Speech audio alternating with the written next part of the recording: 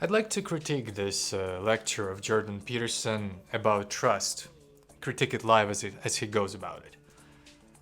He talks here about trust. With someone, it's predicated on trust. And part of the reason for that is that trust is what enables us to look at each other without running away screaming. And what I mean by that is that if I trust you, then I don't have to take into account how complicated you are, because you're horribly complicated. You know, I think chimpanzee full of snakes, that's what a human being is. And as long as you'll do what you say, Chimpanzee full of snakes. then I can take you at your word, and your word simplifies you, and you can take me at my word, and my word simplifies you, and then we can act like we understand each other even though we don't.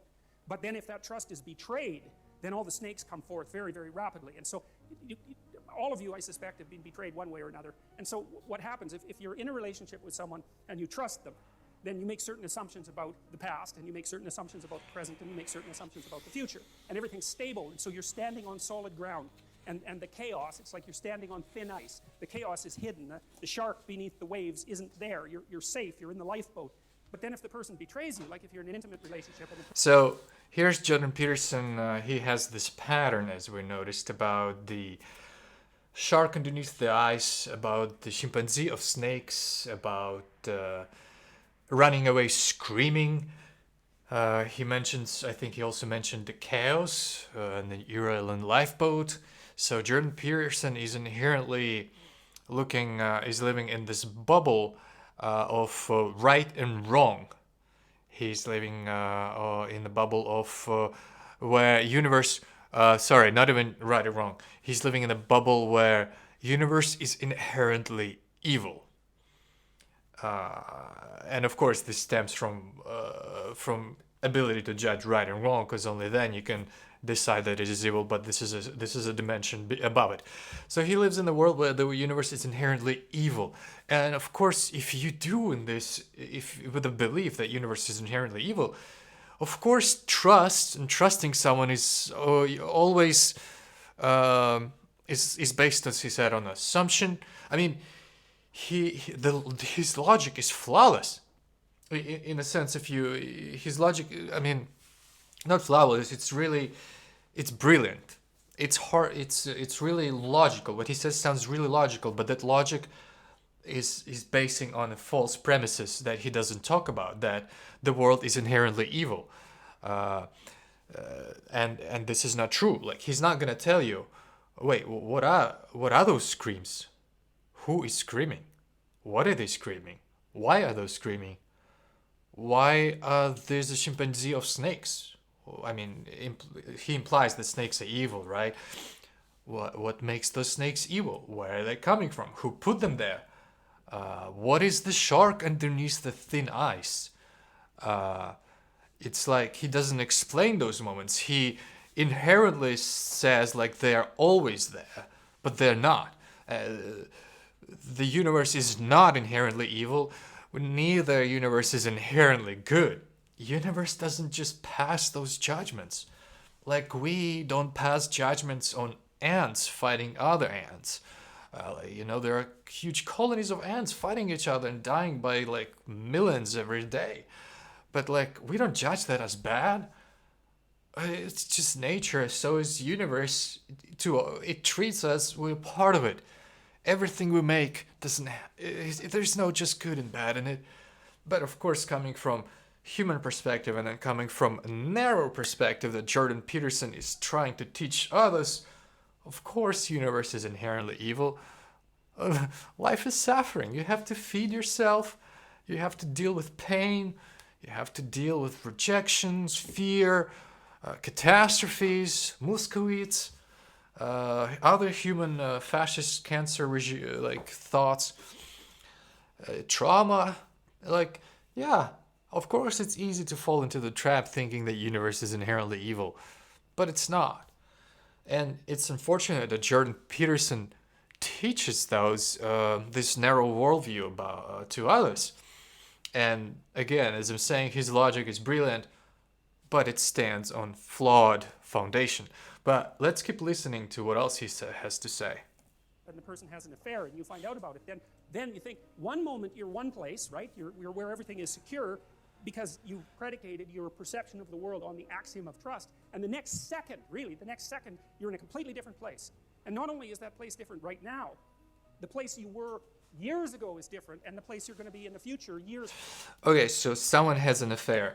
Let's go back to that worldview, to those sharks, to those chaos, to the screams and snakes. What are they? They are our shadows. Nothing else but our childhood pain, our childhood tears, our unheard desires, our ignored emotions.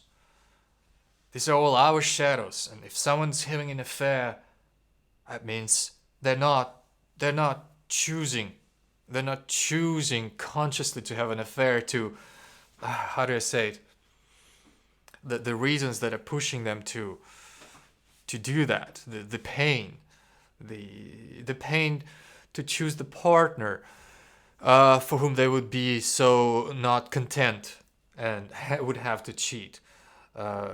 Like all those conditions, they didn't choose them. They grew into that when they were a child. I don't know how else to explain it. Like our shadows, our snakes, like the snakes, those screams. These are us, our shadows, and inherently they're also our shadow. Because why we pick the partner who would cheat with us. We are on the same emotional level of development as they are. This is the law of like attraction, of romance. You cannot be attracted to someone who is lower emotional like intelligence than you are. I mean, connection attraction. Of course, there can be physical attraction, but not spiritual connection. It would just be as a connection, more like not romantic connection, but more like loving, like mother to a son, or to his child, father to his child, father to his younger brother, or like a brother or older brother to a younger brother, right? It would be more of compassionate connection, never romantic one. So if you have a romantic relationship with someone who would cheat on you, that means your level of emotional intelligence is their level. And you chose that partner because of lack of your awareness around the subject, lack of your awareness, what you're doing and why you're doing. So inherently, this scream, this shark is within you as well, and you don't want to accept it. You might not even know that you have it, but like Jordan Peterson, he speaks about it, but he doesn't explain where it comes from. It comes from us. It comes from within. We're all humans. No one's inherently born evil. No one's inherently born to make an affair. The universe, our childhood, our culture, our parents, our conditions, our circumstances shape us like that. For most part, this is us doing that. So but it's not universe, and again, universe is not inherently evil. And this is a big flaw in his teachings. Years hence is different, and so all of that certainty, that strange certainty that you inhabit, can collapse into incredible complexity. And you say, well, if someone betrays you, you think, well, okay, who were you? Because you weren't who I thought you were, and I thought I knew you, but I didn't know you at all. And I never knew you, and so all the things we did together, those weren't the things that I thought were happening. Something else was happening, and you were someone else, and that means I'm someone else because I thought. He describes really something really painful, right? And I think a lot of people can relate to this emotion, to that when your world is crumbles, and so he brings it up, and let's see where it goes with it, because this is really. Indeed painful, that realization when it happens. But let's see if he makes it sound like it's wrong, or like the key for him is to say, what conclusions do we make about this universe when we experience this? What conclusions do we draw? And let's see which conclusion he encourages us to draw. I thought I knew what was going on, and clearly I don't. I'm some sort of blind sucker, or the victim of a psychopath, or someone who's so naive that they can barely live. And I don't understand anything about human beings, and I don't understand anything about myself, and I have no idea where I am now. I thought I was at home, but I'm not. I'm in a house, and it's full of strangers, and I don't know what I'm going to do tomorrow. So he's internalizing it. He's saying he's blaming it all on us. Like we've made a mistake. We've inherently failed. In a sense, this is self-internalizing. But let's see where he goes this further with this self-internalization that all the blame is on you. Do tomorrow or next week or next year. It's like all of that certainty, that habitable certainty, collapses right back into the potential from which it emerged. And that's a terrifying thing. That's a journey to the underworld from a mythological perspective. And that is really something worth knowing, because, journeys to the underworld are extraordinarily common in mythological stories. And, like the Hobbit going out to find the Smaug, the dragon. So he's calling his pain, think about it, he's calling his pain as the underworld. And although it's not apparent, but I feel like he kind of makes it negative connotation that pain is bad and that journeying there is not good. Why would you ever want to journey to your pain? And this is not the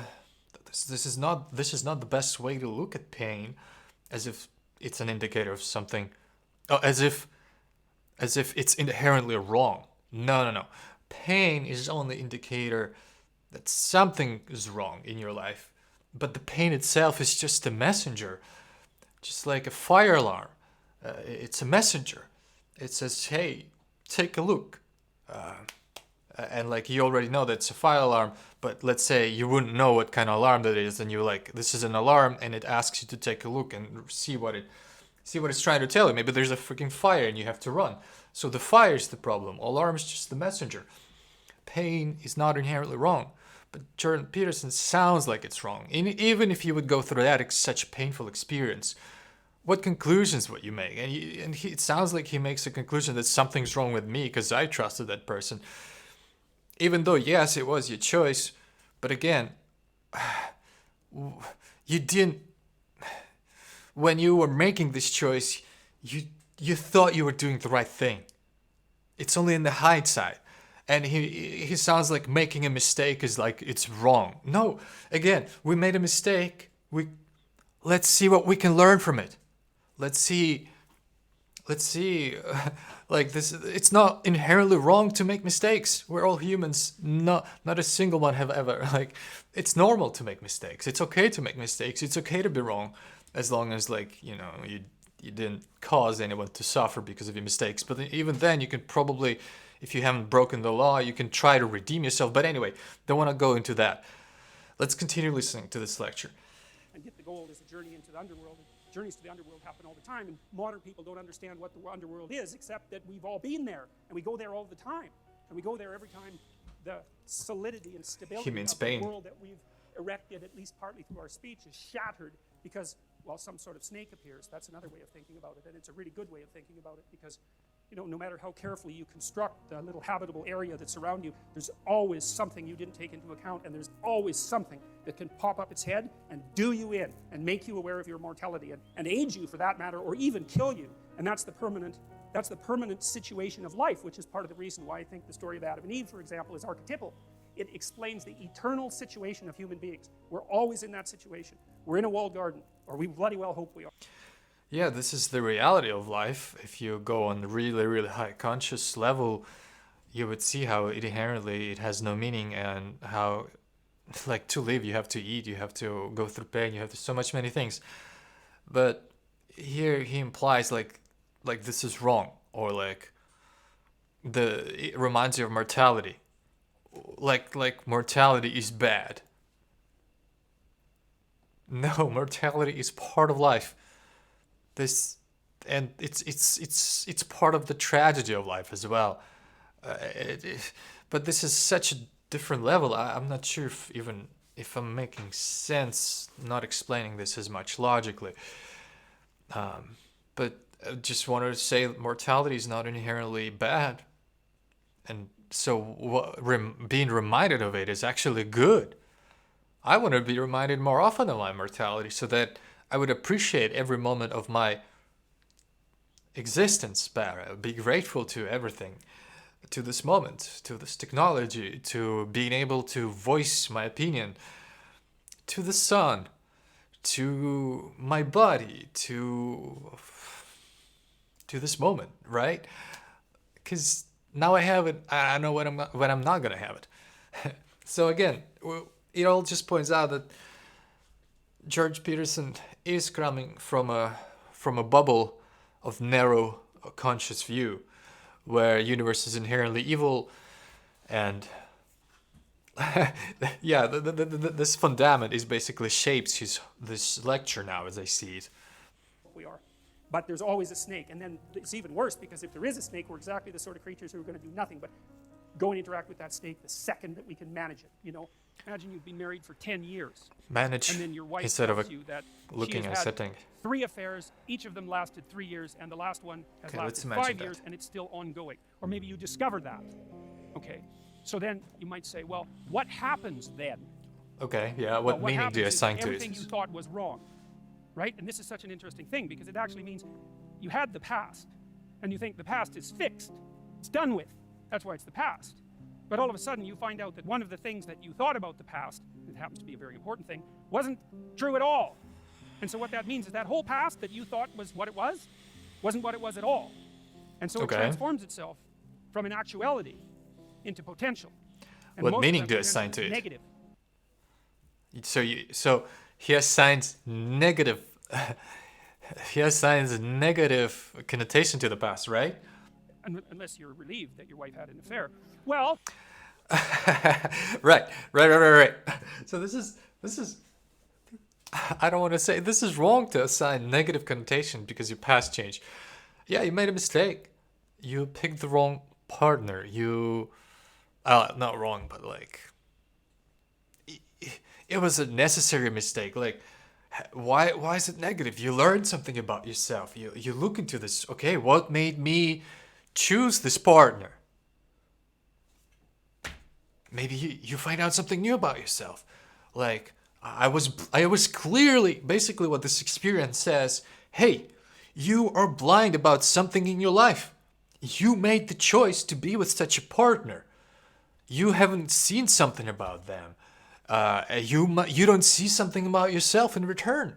Because what we don't see about ourselves, we don't see in others.